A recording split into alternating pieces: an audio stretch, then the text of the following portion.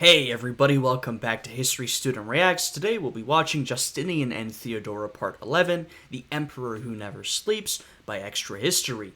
So last episode we saw as the plague hit the Eastern Roman Empire, and even Justinian the Emperor was infected and bedridden. In his absence, Theodora had to take over a lot of his responsibilities, and she successfully managed to avoid a civil war or any major challenge to Justinian's reign. At the end of last episode, we saw as Justinian woke up, having survived the plague. Now, in this episode and the next one, which will be the last in this series, we get to see the final years of Justinian's reign as emperor.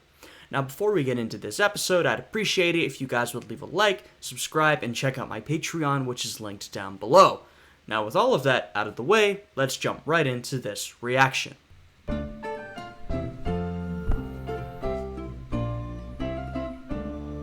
Thanks to Theodora, the vulnerable Justinian hadn't been assassinated or supplanted, and he still had an empire to wake up to. But some of his enemies had kept busy during his long sleep. The plague had left a permanent scar on the Byzantine Empire. Nearly a quarter of its citizens lay dead. Yeah, Justinian managed to survive the plague, he didn't die, and he also wasn't overthrown, thanks in large part to Theodora and other loyal allies who surrounded him, who were able to defend his position from, your odd ambitious general or, ambitious member of the court who may otherwise have been loyal but saw Justinian getting sick as an opportunity.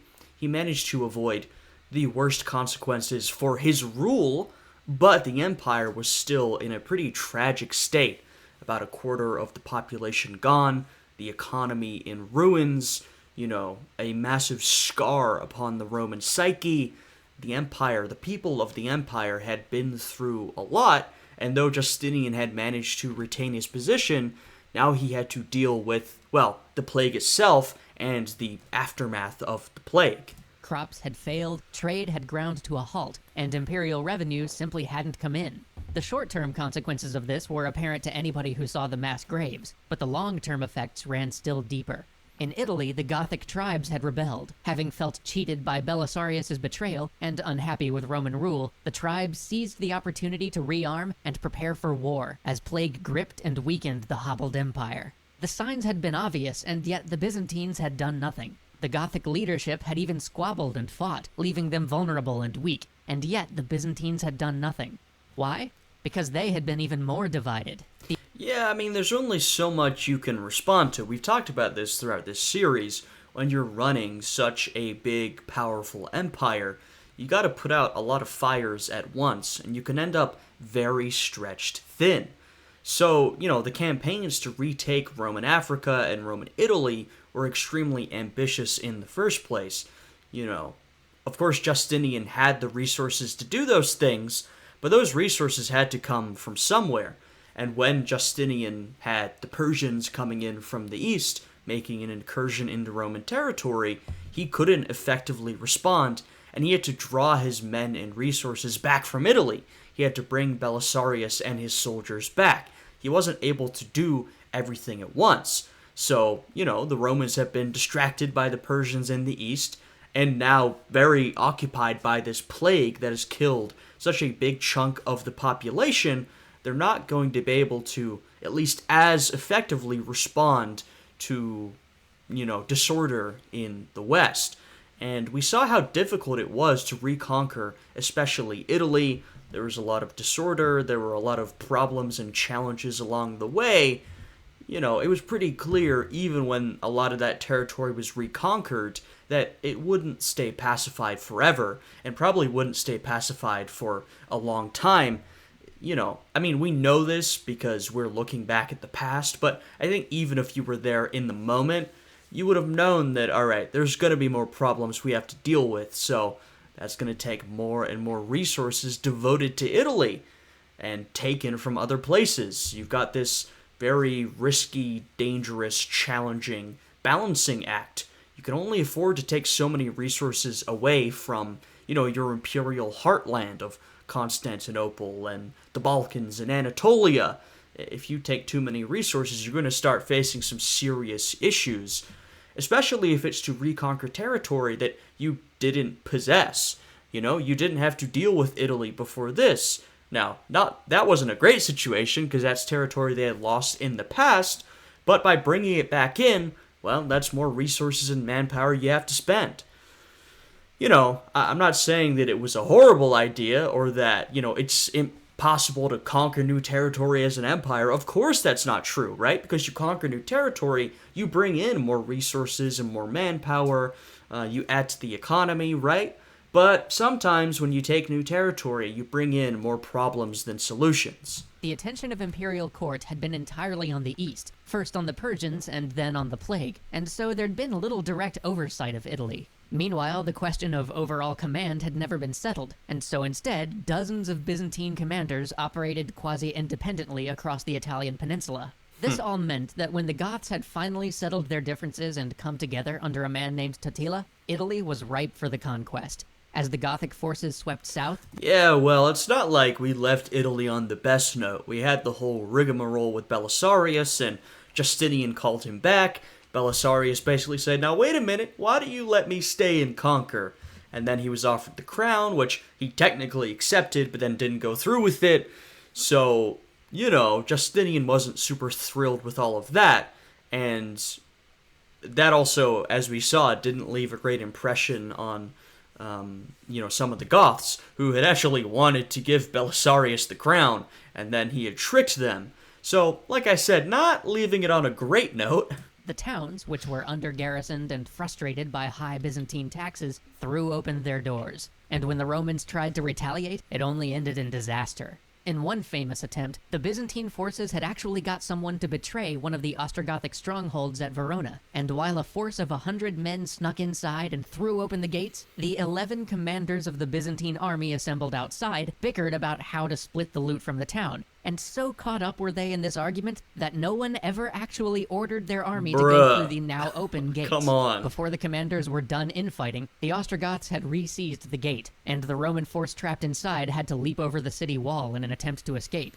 Shortly after that, a Roman force of 12,000 was scattered by 5,000 men under Totila, and Italy became theirs for the taking. And you might be surprised that the civilians would even at times side with the Goths, but there's a couple of things to remember. Sure, it hasn't been that long since this territory was lost to the Romans, but it's been a couple decades. Most people still alive have been born within that time period, don't remember the existence of the Western Roman Empire. Plus, there's also the fact that, the Goths had been ruling for a while with sort of the approval of the Eastern Roman Empire. They had essentially been ruling as vassals, and even before the collapse of the West, the Goths had played a big role in military affairs and governance. So what I'm saying is a lot of people living there would have been used to this sort of status quo. Not to mention, at any particular moment, especially in the pre-modern era, people don't tend to have too much loyalty to whatever state they're living under. Sure, right now we have what are called nation-states, and a lot of people feel a degree of loyalty, patriotism, nationalism towards their particular country. That was less so at most times throughout history because you didn't have the sort of modern idea of the nation. Not to mention that I think, people may care about patriotism, but they care about a lot of other things as well, even today. And during this period, if you're struggling with high taxes and low resources and all that kind of stuff, and the Goths come along, who you're familiar with, have been governing the area for decades, and say, hey, we're going to come back in, we're going to do things better than this sort of mismanaged Byzantine situation that's going on right now, then you might very well be like, well, even if you don't invite the Ostrogoths back, you might think, maybe it's not such a bad thing if they come back. Things aren't going super great under Roman leadership. Save for a few major cities and a few well-fortified coastal towns, all of Italy, all of Belisarius's hard-won conquests, fell to the Gothic forces. Even Naples, with its strong walls, couldn't stand against the Ostrogothic king. Twice the Romans tried to resupply it from Sicily, but twice they failed. Once by having their fleet scattered by the fleet of Totila, and once by nature herself when the wind turned against them. And when Naples, isolated and starving, at last handed over the keys to the city, Justinian knew it was time. He needed to get Belisarius back in the fight. But the empire was already strained to its limits. Yeah. Justinian Look, we saw with Belisarius' campaign to take Italy that he did, but he faced a lot of challenges, and the Ostrogoths, even though the leadership may not have been fantastic, the Ostrogoths weren't pushovers. They offered resistance at every step, and that was Justinian essentially dedicating every man he could along with his best general. So imagine a situation where you can't dedicate all of that. You can't dedicate 100% of what you have available. Not that Justinian dedicated 100% of his empire's resources, but he dedicated a lot of resources for this kind of project. And most of the time, that was just not available. And, of course, Justinian and Belisarius aren't going to live forever. And so what happens when you don't have these men and you don't have all these resources? Well, probably the Ostrogoths are going to come back in. And as we saw, that process is happening pretty quickly. Made Belisarius underwrite the cost of the war, sending him off essentially without an army to collect conscripts along the way. But through all of Thrace and Illyricum, Belisarius could only raise 4,000 men. And when he got to Italy, he found the situation to be even worse. There were very few Roman soldiers there, and they'd already gone for years without pay. Morale was at rock bottom, and every day more of them deserted to go join the Ostrogoths. Yeah, trying to retake Rome and Italy on the cheap, that's a pretty difficult proposition. And once again, if you have the Ostrogoths, and they're better supplied, better garrisoned, more present, maybe they're the better option, you know? Belisarius had to start all over again, from the very boot of Italy. He secured a few towns and established a presence in a few ports, but soon he found himself out of resources. He had neither the men, nor the arms, nor the supplies he needed. And at the same time, many of those that he'd recruited along the road to Italy got word of the fact that barbarian tribes had invaded their homeland and deserted to defend their own families and farms. And while Belisarius had a few successes and would on occasion even best Totila in the field, he could never capitalize on those successes enough to move the war forward. Plagued by insubordination and low morale, he couldn't even defend Rome, the city he had spent so much of his life trying to bring back into the empire. Yeah, I mean, look, you can win a couple of piecemeal victories, but unless you can put those victories towards a larger strategic goal, then nothing's going to come of it. Belisarius simply didn't have the resources and manpower he needed in order to take over Italy again. That's a massive project. You needed so much more and so much more strategic direction in order to achieve this. And, winning the victories he could, it just wasn't enough. The goal that had personally cost him so much. The Byzantine Empire just couldn't support the war in Italy any longer. The ravages of the barbarians, the assaults of Khosrow, the utter devastation of the plague, all of these had sapped the empire of its vitality, of its strength. Its reserves had all been spent on monumental buildings and grand campaigns, and when these waves of tragedy... Well, yeah, it's not like Justinian was a small spender elsewhere. He wasn't a frugal guy who was saving up money for this expedition to Italy. As we saw, Justinian was an extremely ambitious emperor, and he was ambitious in essentially every realm. Whether it was architecture, religion, law, war, politics, all of it. He was willing to shell out the big bucks to accomplish something great. And of course, he had, making this new law code, rebuilding a big chunk of the city, most famously the Hagia Sophia. He had done a lot of impressive stuff, but all of that had taken a lot of money, including those reconquests of Africa and Italy. So now it's like, okay, do you have the money to do this again? Probably not. And even then, do you have the money to do it repeatedly over and over, or to send a more permanent and well-resourced garrison? No? If not, you're probably not going to hold on to this territory for very long. Had hit, there was simply nothing left to fall back on. And so, though Belisarius was able to briefly reoccupy Rome, he was soon recalled to defend Constantinople, never to reunite Italy, and never to campaign again. And Rome, that city that was to be his and Justinian's legacy, fell again to the Ostrogoths not long after he departed. Meanwhile, rebellion had flared up in Africa, and the same old story Oh. of lack of pay, disunity of command, and plague spreading through the army kept the rebellion alive for years. Fortunately, this rebellion was eventually successfully quelled the same year Belisarius withdrew from Italy, a much-needed victory amidst so many losses. It had cost more time and money than it ever should have, but at least it would not go the way of Italy.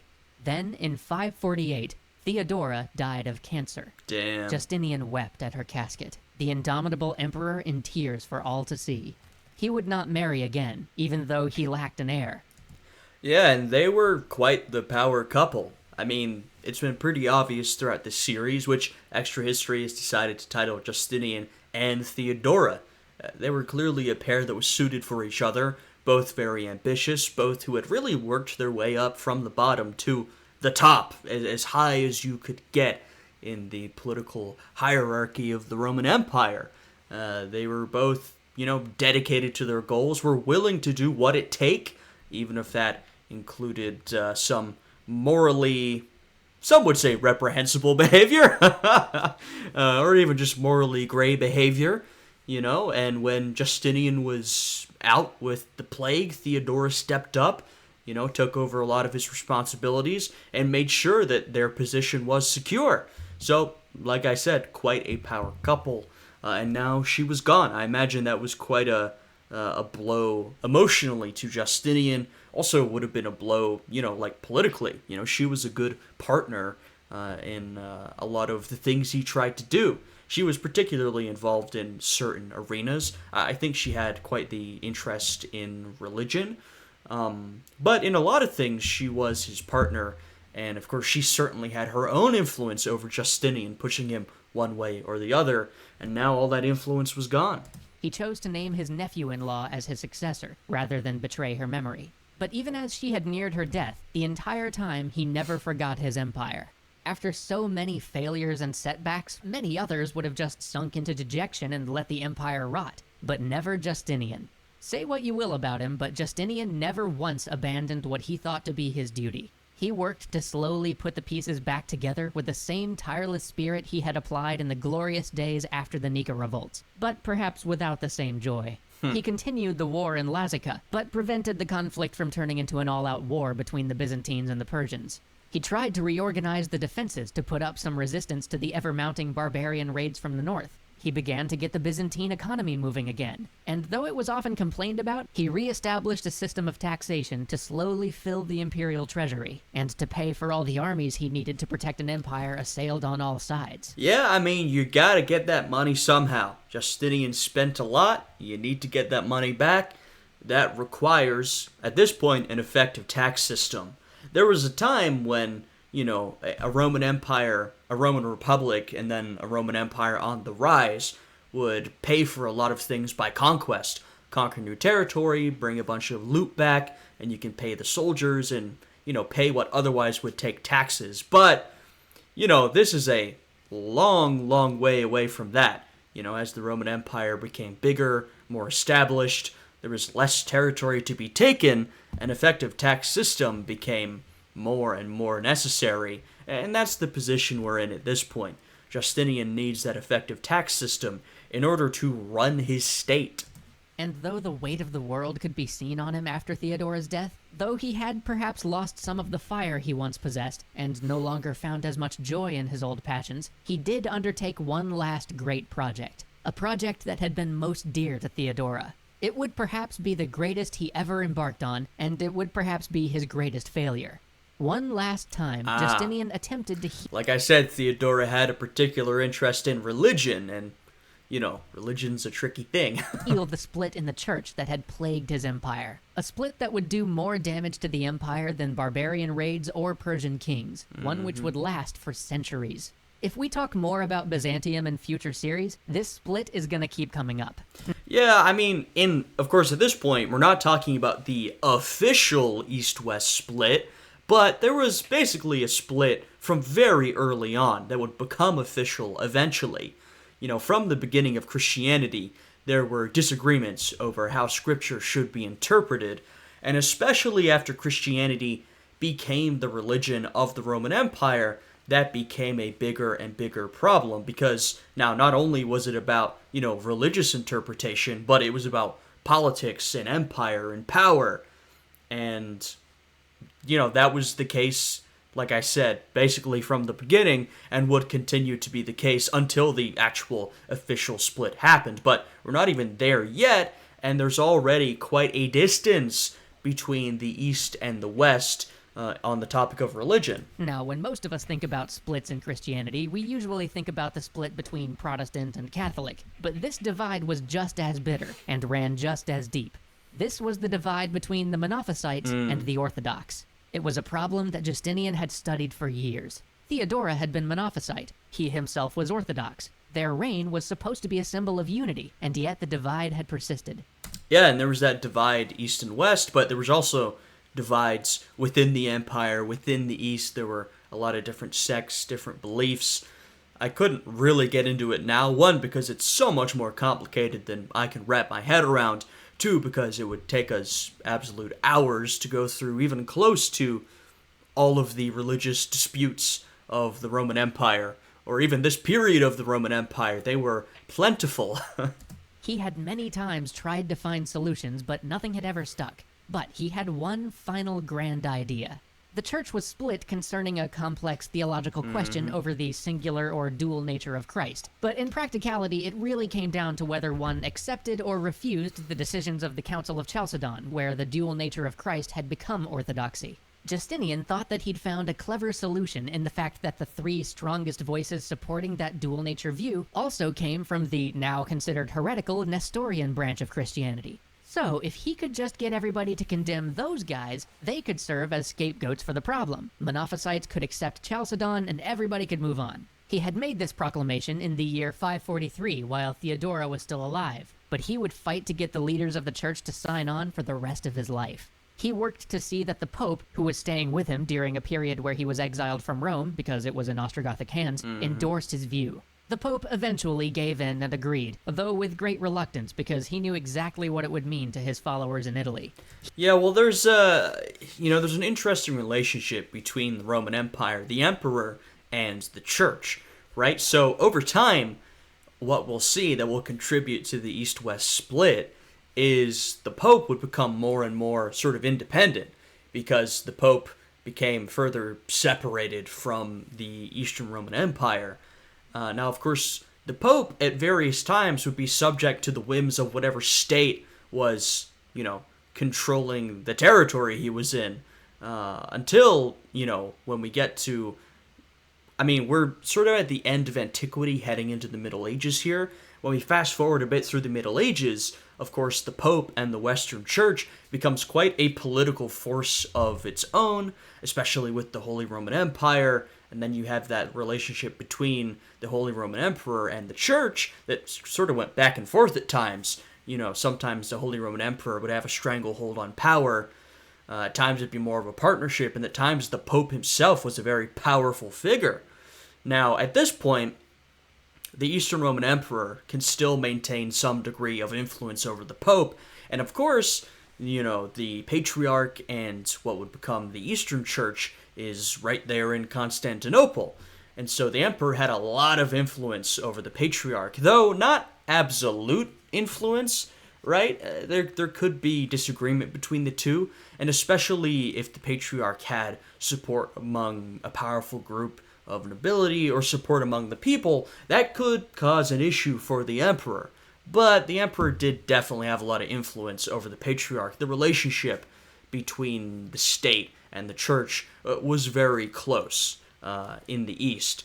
And at this point, as you can see, the state, the Roman state, the emperor definitely had influence over the Pope as well, but that will be complicated and reduced over time. He knew what would eventually prove true. This would not heal the schism in the East. Rather, it would simply end up creating a schism in the West. Yeah. And so Italy has fallen. Theodora is gone, and the great project that their union was supposed to symbolize, the healing of the faith of the empire, lies in tatters. But slowly, Justinian is rebuilding. He's not done yet. So join us next time as we conclude the reign of Justinian. He's not done yet, but he is almost done. We've got one episode left, And it's crazy to say this because, I mean, this was a long series, after next episode. This will have been a 12-episode long series, but there's so much they didn't cover. I mean, that shows you, one, how much Justinian did, and two, because of Procopius, how much information we have on Justinian.